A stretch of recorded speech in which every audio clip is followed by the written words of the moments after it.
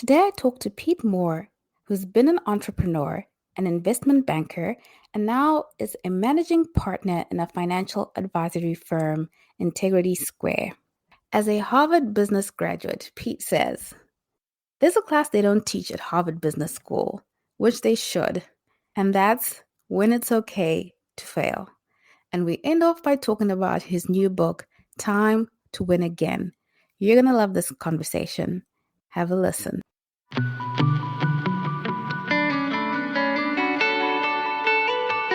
Welcome to Reinventing Perspectives. Today we have a very exciting guest. We have Pete Moore, and he's the managing partner and chief dream architect at ISQ. Pete, I'm so excited to have you here. Well, it's a pleasure to be on, and thank you, Priscilla, for bringing me on the show, and for the audience here for taking some nuggets of wisdom of 25 years of being an entrepreneur and a banker in what we call the HALO sector, health, active, lifestyle, outdoors. As I say from a mentor of mine a long time ago, experience is what you get when you don't get what you want. So as you go through starting a company and you make decisions and you see the outcomes of those decisions, you start to learn what's going to work and what isn't going to work, and almost be able to predict how the movie will end. I started in investment banking in New York City back in 1994, worked at Chase Manhattan Bank, and then a group called Donaldson, Lufkin, and Jenrette. From there, I was blessed and was able to get into Harvard Business School. I was there and graduated in 1999. It was an unseasonably cold winter, and I don't like wearing jackets. So I looked for every investment job down in Florida. At the time, there were 3 investment groups down in Florida, and I decided to move down there at the ripe age of 27, which most people don't do until they're 65. And I moved down to Boca Raton and worked at a private equity group called Brockway, Moran and Partners. And I was lucky enough that the day I started working, they had a letter of intent to acquire Gold's Gym International, which is at the time was one of the largest and most well-recognized health and fitness gym brands. And having been a high school athlete and always a team player, I quickly canvassed the room of the 10 professionals that were working at this firm. And I assessed, maybe stereotypically, but I assessed that I was probably the only person that owned a tank top and that had a health club membership at the time. And I raised my hand and I said, hey, can I be on the Gold's Gym deal? And I basically have not left the health and fitness industry since that original transaction that I worked on. My partner has been working with me on our Halo Talks podcast, where we are trying to educate entrepreneurs and small business owners on best practices and how to think about their business decisions and how to grow their companies methodically. And we came up with this term, as you referenced, the chief dream architect. When somebody wants to build a house, they hire an architect, and they have all the framework set up and they have all the designs and everything is constructed properly. And in business, you write a business plan, but you also really need to understand all the pieces of the business plan that are going to be important. And as you're building a house, you're picking materials. As you're building a business, you're picking people. And you have to pick those people and add those people sequentially in the right order in order to build a strong company. So given that I run my own company, I can give myself whatever title I want.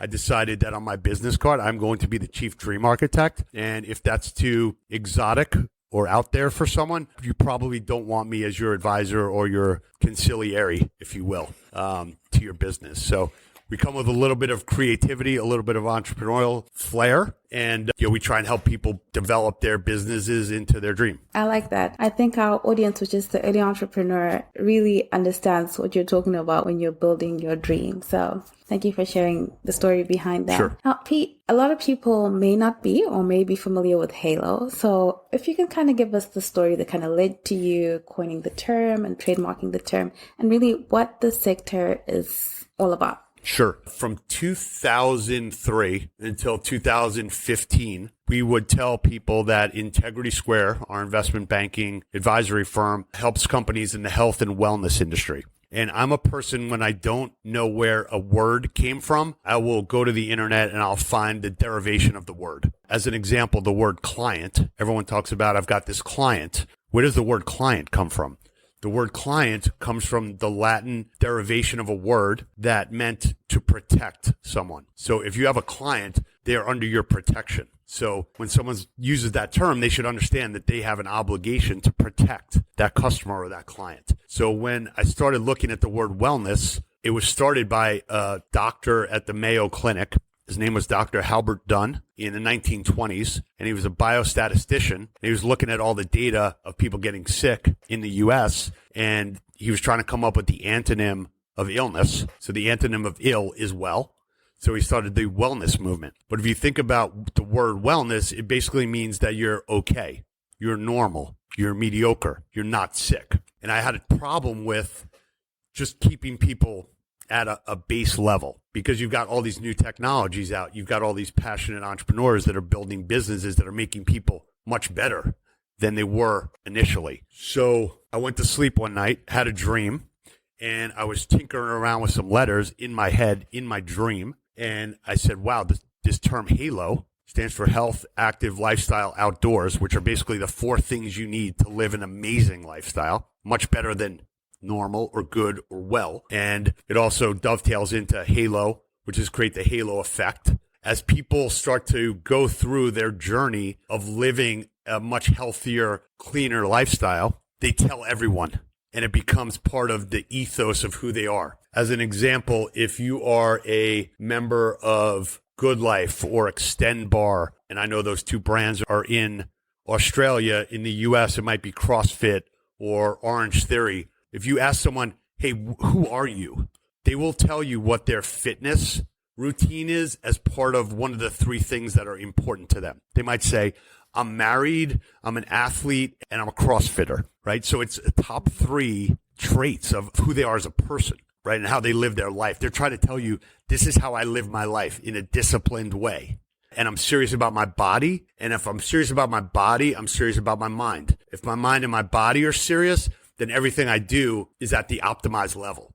So what we're trying to do, instead of saying, hey, let's make sure everyone's average weight. Well, let's make sure everyone's has decent cholesterol levels. Let's get the lowest cholesterol levels. Let's get everyone doing a triathlon. Let's get everyone to jump into whatever sport or activity. And then if you think about how that trickles into every other component of your life, you have more energy, you're happier, you spread more positivity around the world, you have more kindness, you participate in more community events. You go take your religion as like your spiritual awakening that basically allows you to optimize who you are. So when you take all that together and you say, okay, if I'm a halo enthusiast, that means the food and beverage that I put in my body is fuel. It means the workout recovery products that I use. It means the gym I go to and the people that I surround myself with. So what we're trying to do is take everyone who's an entrepreneur in this passionate sector and have them all operate under an umbrella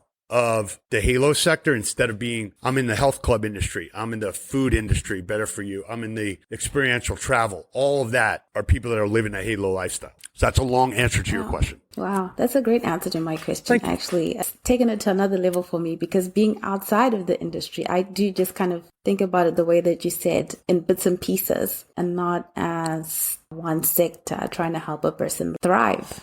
This is a really great term and a really great sector to be in. Yes. Pete, I know from reading your bio that you've been part of an exit. And I know the moment I say the word exit, entrepreneurs, early entrepreneurs, everyone has their ears up. So I said, I got to ask you the story behind your exit. Sure. I'll talk about some of the exits that we've helped for entrepreneurs as an advisor. We specialize in working with entrepreneurs that have grown businesses for 20 to 25 years, and they're at a point where they want to sell the business, make sure their employees are taken care of, and sell it to a larger company or sell it to an investment group. So when they hire Integrity Square, as I mentioned before, client, someone under your protection, I'm trying to make sure they get the most money. I'm also trying to make sure that they don't sign themselves up for any personal guarantees or things that are in a contract that might come back to bite them later on as part of a purchase agreement. And they also need to feel confident that the group that they're selling to, if you start a company, that's effectively a child of yours. And you take this company almost a body part, like I'm selling a body part to someone else. It's a very emotional process. The gentleman I used to work for back at Brockway Moran, Peter Brockway, who's a very close friend and investor in Integrity Square, said to me one time, if you build something of value, when you want to sell it, someone will pay you for the value that you've created. So entrepreneurs that are listening to this podcast, they might be enamored with valuations at a certain time, or people might say, oh, this is a great time to sell your technology company because all these technology companies are trading at valuations that are higher than they've ever been. You need to understand as an entrepreneur what you want your life to be going forward, and if it's the right time to exit the business because you are fully immersed in that business. The best entrepreneurs go into a sale process when they have a life change that they want to make and not a financial transaction that they think might optimize their value at a given time. There are a lot of deals that take 6 months. Some of them take 12 months. So you have to be disciplined in order to be able to run your business and also sell your business at the same time. It's basically like taking on 2 full-time jobs, and you are exposing all of your financial information to strangers. You're telling all of these strangers that only one of them is going to buy the business. You might send your information out to 50 to 100 people, and it would be like Coca-Cola giving out the ingredients to the Coca-Cola formula. Or it might be a company that has some kind of, we use this term special sauce, right? So now I'm telling 100 groups, here's my special sauce. And let me tell you if you want to buy my special sauce, and only one person is going to buy it, or maybe no one buys it. So going into a sale process, you really have to be dedicated to want to exit. And in my book, Time to Win Again, one of the takeaways of doing transactions is be realistic of what that exit value is going to be, and don't allow the exit to not happen because of a 10% differential on what you think you wanted versus what you've gotten. So if you run a process and your company is worth $10 million and you think it's worth 12, take the points, take the 10 million, because the 10 million is going to change your life. The $2 million differential after tax will not change your life. And it's exhausting to go through a sale process and not get a sale done because you've just exposed all of your information to potential competitors, to investors, and you're frustrated and your team thinks that a deal didn't get done. Why didn't it get done? Is there something wrong with this company? Is there something wrong with the owner? So there's a lot of reasons to transact when you decide to transact, and you have to take some of the emotion out of the deal, which is hard to do because you built it. So I'd say get a good advisor, be realistic about the price that you want and the terms that you want. And when you commit to doing a sale, whatever it comes out to, if it's reasonable, take the transaction. Oh, wow. There's a lot that you don't even think about. Because when you hear about exits, we just get a high from just hearing the figures. Exactly. Just a paragraph, right? Saying, yeah, just the how much something sold for, and you're like, wow, that's what I want to do. But I hear so many moving parts to this. The idea that you have to be decided that you definitely want to sell. Pete, for you, from when you're starting up, I've got to take you back a little bit. You're trying to make decisions. You're not really sure which way to go. How do you navigate that in the beginning? How did you do it in your early days? So there's a class that they don't teach at Harvard Business School that they should. It should be called When It's Okay to Fail. As a first-time entrepreneur, I thought that the company was a extended version of myself, and I needed to keep that company alive. This was right after September 11th, where no one in the U.S. was investing in any startups. And every 2 weeks, I took money from my personal account and moved it into my business account to cover payroll. I had servers that were in a AT&T data farm. I ran a software company for the fitness industry after I left the private equity group down in Boca Raton. I moved to Arizona, and I needed to keep the servers on. And it wasn't Amazon Web Services or, Comcast data. You'd have to pay $10,000 a month to keep your servers on, to keep the internet going. So after all the money ran out and I couldn't raise money, I started getting these pre-approved credit cards in the mail. And each one of them, when they came in, they had a $10,000 limit, so I can keep the servers on for another 6 months if you get 6 new credit cards. And then at one point, our largest customer was Gold's Gym. And they said, we want you to only work with us and not any other health clubs. And I said, I can't do that because I've got another 1,000 health clubs that we manage the software for. So they left. And when they left, that was my time to realize, okay, this business model, it's ahead of its time. It was a great idea. It would be a great business now, but it was too early.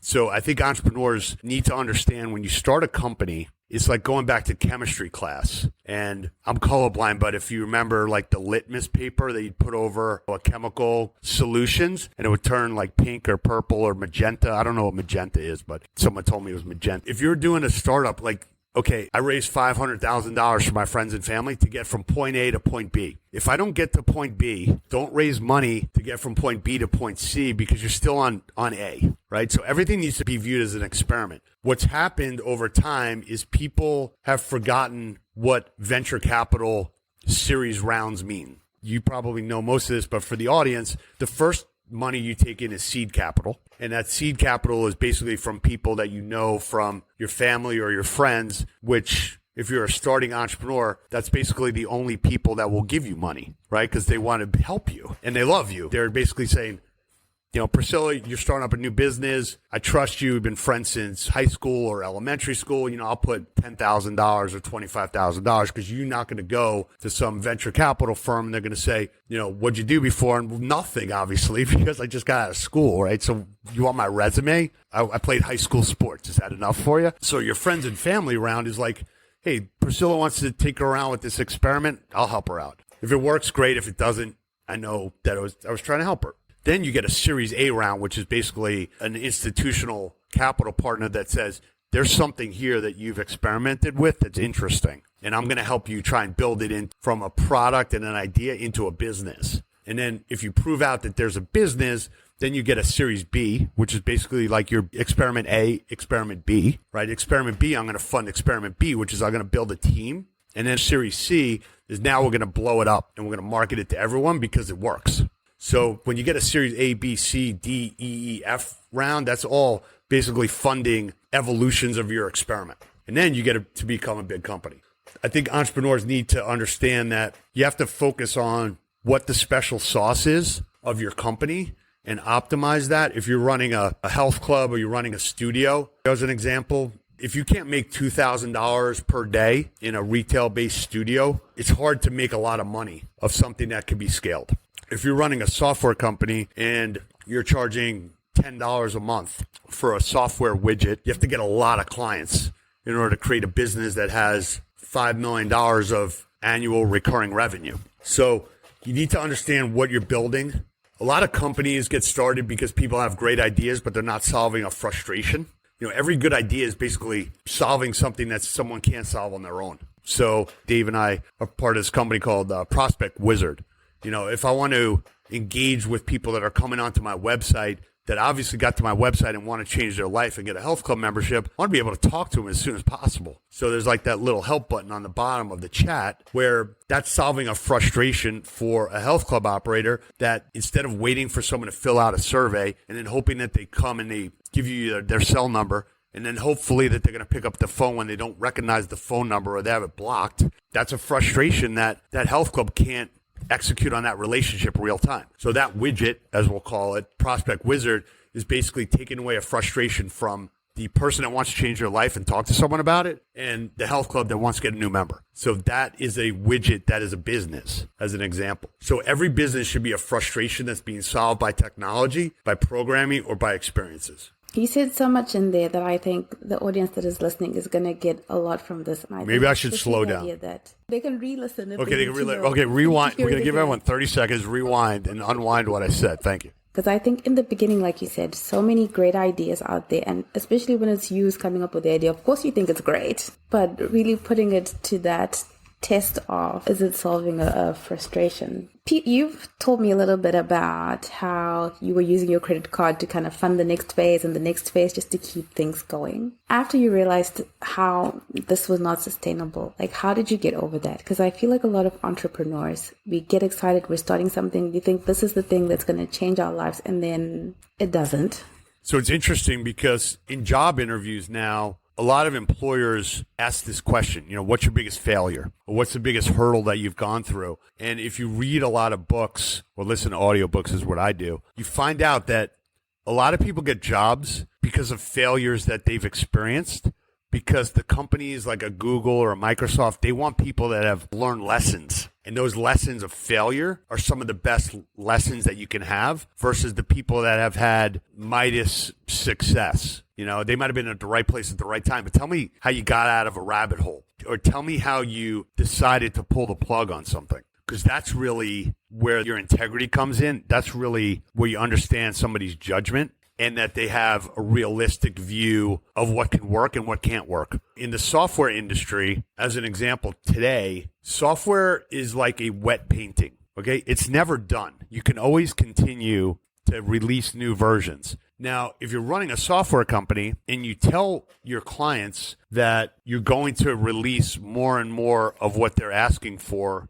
on new technology development, they might say, I'll wait until you finish that and then come back to me. So you don't really want to tell people what's going to be happening in the future because that costs more money and you lose the sale. When it comes to failure and pulling the plug on that business, the exit ramp that I took was that our largest client, Gold's Gym, said, I'm not staying on with your company because I'm going to do my own internal web development. So they made that same decision at the same time that I was tapped out on my credit cards. So those two things happening at the same time was like, okay, the universe or spirits or God is telling me like, okay, we're done. We're moving out of the desert in Phoenix, Arizona, and we are packing our bags and we're moving back to New York City and we're going to become a banker again. So having packed up my bags and moving back to banking, now I had a completely different perspective on what it takes to run a business. You know, when you go to Harvard Business School or you work in a big bank, I'm sure entrepreneurs are going to appreciate this comment here. When you put into a Microsoft Excel model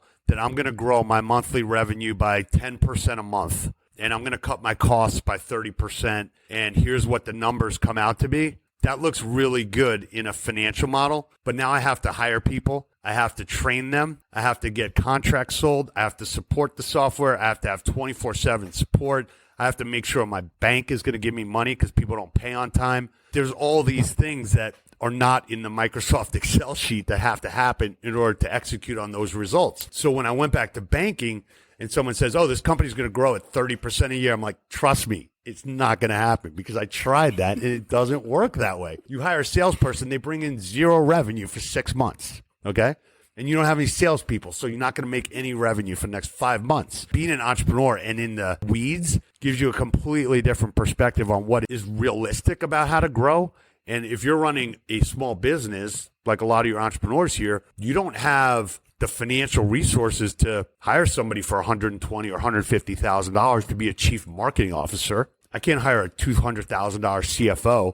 So I have to bootstrap my way to get past the milestone in order to go raise money, or to say, you know what, I've got a nice business. I'm just going to make the most money I can, enjoy my life, and maybe success is defined differently than trying to build a huge business.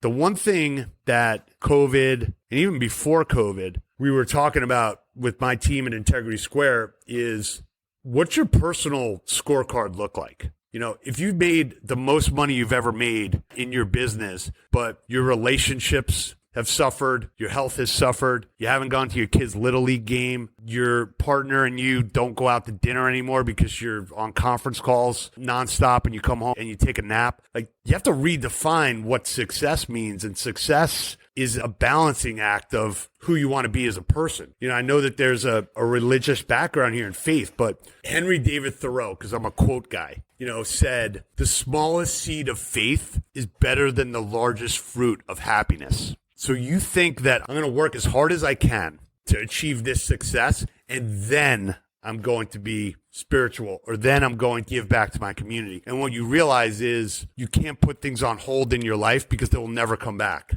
So you have to weave your success through and understand, my business is going well, but I'm not going to grow it and be in Australia and open up an office in the UK because the rest of my life suffers. Right? So I might have more revenue, but I have worse relationship. I don't practice my faith, or I don't meditate, or I don't go to the gym. So everything's a trade-off. So I think redefining what success means to me over the last several years has probably been the most important enlightening event. Our time is almost up, and thank you so much. But Pete, I can't let you go without asking, what is the number one book or resource that you would recommend for an early entrepreneur? So Dave and I, over the last year and a half, have putting together our book, which is basically a culmination of all the books that I've read and all of our experiences at Integrity Square working with entrepreneurs. And it's called Time to Win Again. And it's 52 takeaways from team sports to ensure your business success. It's timetowinagain.com. It's kind of a business book of good to great meets Where's Waldo, or I think, you know, Where's Wally is the other version of, you know, a pictorial book that has takeaways. That's a book that we've put together. And I do a lot of reading on Malcolm Gladwell's books. I hope everyone would want to get a copy of the Time to Win Again, because it's a very easy read and it'll change your perspective on how you run your business and treat your business as if you're running a professional sports team. I think people will get a lot out of it. Thank you for that. Pete, since you said you're a quote guy, give us your favorite quote. Eleanor Roosevelt said, if you lose faith, you lose all. So you got to believe in yourself. You got to keep the faith. And if you do that, you'll persevere. But if you give up everything. If you're in a car, everyone knows how fast you're going in a car. If you're in a plane, you know how fast you're going on a plane. You're on a planet that's moving 66,000 miles an hour around a sun that's 95 million miles away. Okay? So have faith in yourself that you are grounded on this planet and you can do whatever you want and choose your decisions wisely, enjoy the ride, and do great things. Thank you so much for that, Pete. And thank you so much for your time, Dave and Pete. Thank you so much. And to the audience, please go to www.halotalks.com. Where are you most active online if people wanted to connect with you? You can reach us at pete@integritysq.com. We respond to all emails. HaloTalks.com, HaloAcademy.com is our business school, and then TimeToWinAgain.com is our book. And Dave manages everything on our social media side. And we're here to be a resource to help people create businesses that are going to solve loneliness, obesity, and happiness. And once we solve those three small issues on our planet, this will be a better place to live. For more information, freebies, and clips from various episodes, please go to our website, www.reinventingperspectives.com. Thank you so much for your time. We absolutely value your time. And even more, we value your feedback. Don't forget to leave us a review. Thank you so much, and see you again next week.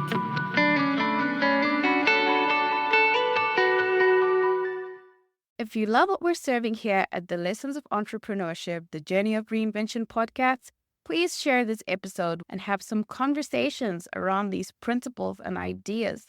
There's nothing better than talking business with a fellow business bestie. Bring some inspiration to your entrepreneurship journeys. And as always, thank you so much for listening in, and see you soon.